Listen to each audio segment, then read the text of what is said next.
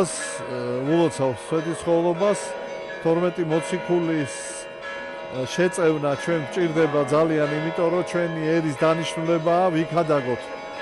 არა მარტო ჩვენ ვიყოთ ჭეშმარიტი სარწმუნოების დამცველი, არამედ ჩვენ ყველა ადამიანს, ვინც დაშორებულია ეკლესიას, ან საერთოდ არ არის ქრისტიანი, დავეხმაროთ, რომ ეკლესიის წიაღში იყოს და ემსახუროს ჭეშმარიტ ღმერთს და დაიმსახუროს რისთვისაც შექმნა ღმერთმა ადამიანი, მარადიული ნეტარი ცხოვრება, ჩვენთან არს ღმერთი.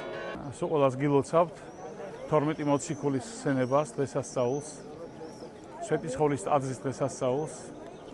ამ დღეს დაახლოებით 40 წლის წინ მთელი საქართველო იკრიბებოდა სვეტიცხოვლის ტაძარში. მე მომსწრე ვარ ამ ყველაფრის და დღესაც უსურვებ ჩვენ ქვეყანას სულიერ და ყველანაირ განვითარებას. ღმერთმა დაგლოცოთ, გილოცავთ, გეწეოდეთ დღევანდელი დღის ზალ და მადლი. ამინ.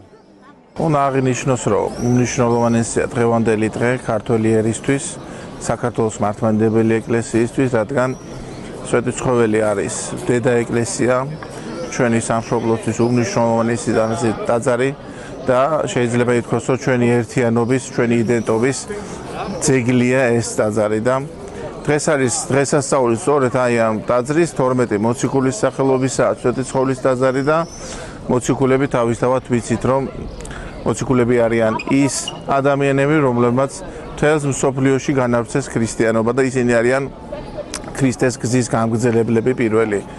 მათი ლოცვა კურთხევით ღმერთმა დალოცოს ჩვენი ეკლესია, უნდა აღინიშნოს, რომ ჩვენი წირვა, რომელიც ჩაატარდა სვეტიცხოვლის ტაძარში, აღასრულა სრულიად საქართველოს კათოლიკოს პატრიარქმა შიო მესამემ და ეს წირვა უნდა აღინიშნოს, რომ გამოირჩეოდა განსაკუთრებული სიყვარულით და მადლიერებით, როგორც ჩვენი უდიდესი წმინდანების, ჩვენი მოციქულების მიმართ, ასევე ჩვენი ეკლესიის და ჩვენი ეკლესიის ისტორიის პატივისცემით და სიყვარულით. ღმერთმა დალოცოს და ღმერთმა გაახაროს ჩვენი ეკლესია და ქართველი ერი.